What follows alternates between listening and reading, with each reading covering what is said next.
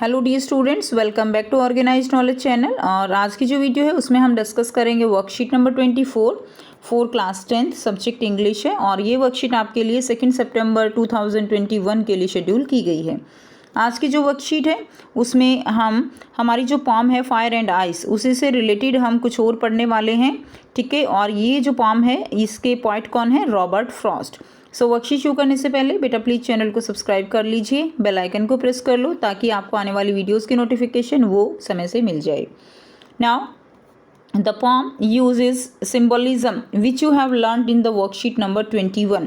सो worksheet 21 में हमने जो है ये पॉम पढ़ी थी और इसमें क्या दिखाया गया है? इसमें दिखाया गया है सिम्बॉलिज्म, यानी यहाँ पर जो फायर एंड आइस है, इस फॉर्म में फायर एंड आइस ये एक तरह से सिंबल के फॉर्म में यूज़ हम इसको कर रहे हैं, तो उसको हम क्या कहते हैं? सिंबॉलिज्म। यानी यहाँ पर सिंबॉलिज्म क्या है?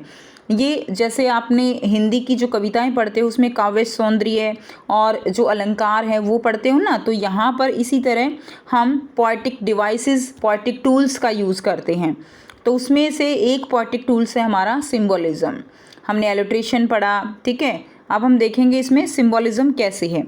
Symbolism is a literary device, ये एक डिवाइस है दैट यूजेज सिम्बल्स, जिसमें हम किसका यूज़ करते हैं? हम सिम्बल्स का यूज़ करते हैं।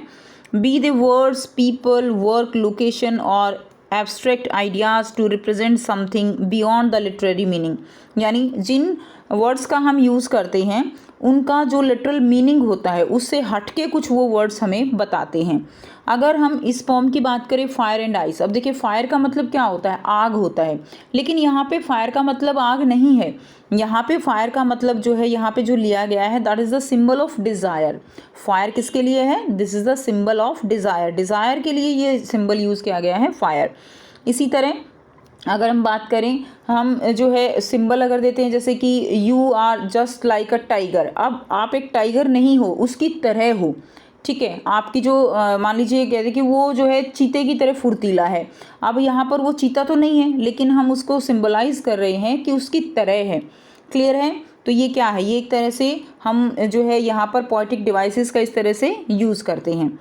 सो अब यहाँ पर जो फायर है वो किसका सिंबल है? फायर है डिज़ायर का सिंबल। एंड आइस वो किसका सिंबल है? आइस जो है यहाँ पे हेटर्ड का सिंबल है। क्लियर? अब यहाँ पर देखिए आपको क्या दिया गया है, choose words from the box that fire and ice symbolise. अब आपको यहाँ पर जो वर्ड्स दिए गए हैं तो आपको चूज़ करना है फायर एंड आइस जो है किसको सिम्बलाइज करते हैं। Note them down with the given picture, तो आपको यहाँ पर उनको लिखते चले जाना है। क्लियर? तो अब देखिए यहाँ पे क्या दिया गया है, ग्रीड है। ग्रीड क्या होता है? लालच होता है, भूख होता है एक तरह से, लालच। तो वो किसको, वो जो है किसके साथ जाएगा? ग्रीड, ये फायर जो है इसको रिप्रेजेंट करेगा। क्लियर? इसी तरह इनटॉलरेंस ये आइस हो जाएगा, इनसेंसिटिविटी ये भी आइस हो जाएगा, क्रुएलिटी ठीक है, क्रुएलिटी भी जो है इसके फायर के साथ चला जाएगा। रिजिडिटी है, कोल्डनेस है। लस्ट क्या होता है बच्चों? लस्ट होता है जो जिस तरह से लोभ होता है, एक तरह से लालच जो होता है। क्लियर? लस्ट वो होता है। और इसी तरह एवरिस भी जो लालच होता है उसी को रिप्रेजेंट करता है, डिज़ायर को, ठीक है। तो इस तरह से आपको इनको जो है लिखना है।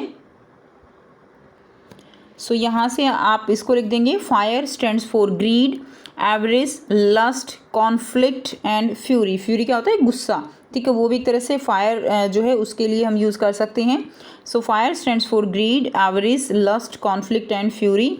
And ice stands for cruelty, intolerance, rigidity, insensitivity, coldness, indifference and hatred. तो ये सारे वर्ड्स जो है वो किसके जो है किसके रेफरेंस में हम कह सकते हैं? आइस के। तो यहाँ से आप इसका आंसर कर लेंगे। नेक्स्ट देखिए, नेक्स्ट जो आपको दिया गया है एसोनेंस। एसोनेंस क्या है? Assonance is a literary device in which the repetition of similar vowel sound, ठीक है, टेक्स प्लेस इन 2 और more words in proximity to each other within a line of poetry और pros.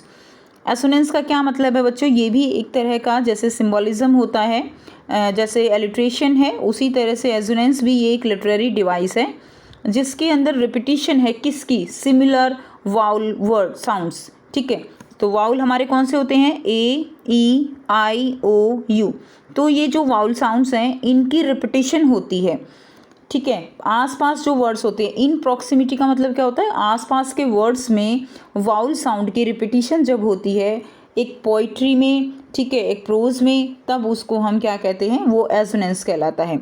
अब यहाँ पर देखिए, इसमें आपको अभी आप जब पढ़ोगे तो इसको क्लियर हो जाएगा। सेकंड आपको जो दिया गया है, which of the given example does not show assonance, तो इसमें आपको बताना है किस में एजोनेंस नहीं है। तो ए दिया गया है, I hold with those who favour me. तो इसमें देखिए, I hold those who favour fire.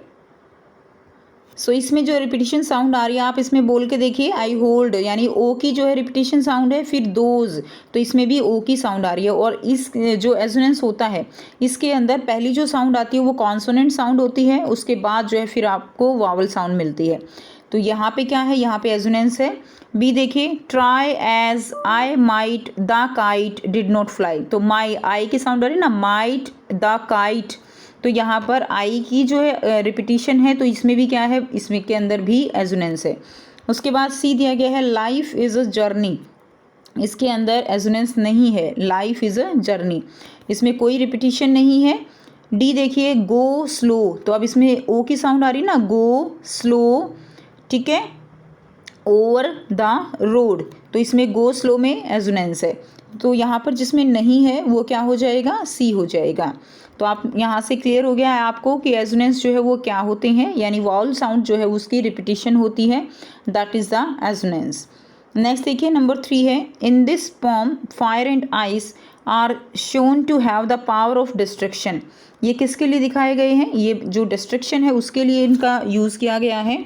Similar to humans, जिस तरह ह्यूमंस होते हैं, ठीक है, जो कि अपनी नफ़रत के चलते और जो कि आप कह सकते हो कि अपनी डिज़ायर के चलते, उनकी डिज़ायर, उनकी जो हेट है उसके चलते एक दिन क्या हो जाएगा, पूरी तरह से डिस्ट्रक्शन हो जाएगा, ठीक है। So which literary device do you think Robert Frost has used. अब आपको बताना है कि इसमें जो ये पॉम है आपकी फायर एंड आइस, इसमें जो यहाँ पर पोएटिक डिवाइस यूज़ किया गया है, ठीक है, वो कौन सा है। तो ऑप्शन ए दिया गया है सिमिली, ऑप्शन बी है पर्सोनिफिकेशन, ऑप्शन सी है मेटाफर एंड ऑप्शन डी है एलिट्रेशन। तो यहाँ पर जो ह्यूमंस हैं उनको एक तरह से पावर ऑफ डिस्ट्रक्शन कहा गया है, और फिर उसको जो है फायर एंड आइस से जोड़ा हुआ है। यानी हम क्या कह सकते हैं, फायर एंड आइस जो है वो क्या है, वो एक तरह से किसको रिप्रेजेंट कर रहे हैं, ह्यूमन को रिप्रेजेंट कर रहे हैं। क्लियर। तो ऐसी जो सिचुएशन होती है, जब कुछ इस तरह के डिवाइस होते हैं उनको हम पर्सोनिफिकेशन कहते हैं। आपने हिंदी में मानवीकरण अलंकार पढ़ा है, जिसमें क्या होता है कि जो निर्जीव चीज़ें होती हैं, मानो वो भी लगता है कि वो भी कुछ बता रही हों, यानी उनको एक सजीव की तरह ही उनको रखा जाता है, उसको हम मानवीकरण अलंकार कहते हैं। तो यहाँ पर जो पोएटिक डिवाइस है वो भी क्या है, इसमें फायर एंड आइस को ह्यूमन से कंपेयर किया गया है। क्लियर। तो ये क्या है, इसके अंदर पर्सोनिफिकेशन हो जाएगा, तो बी जो है इसका सही आंसर हो जाएगा। क्लियर। तो ये थी बच्चों आपकी आज की इंग्लिश की वर्कशीट। आई होप सभी स्टूडेंट्स को ये क्लियर है। कोई भी डाउट है आप पूछ सकते हो। वीडियो अच्छी लगे तो प्लीज़ लाइक कर दीजिए, शेयर कर दीजिए और चैनल को भी सब्सक्राइब कर दीजिए। So thanks for watching. मिलते हैं नेक्स्ट वीडियो में नेक्स्ट वर्कशीट के साथ। Take care.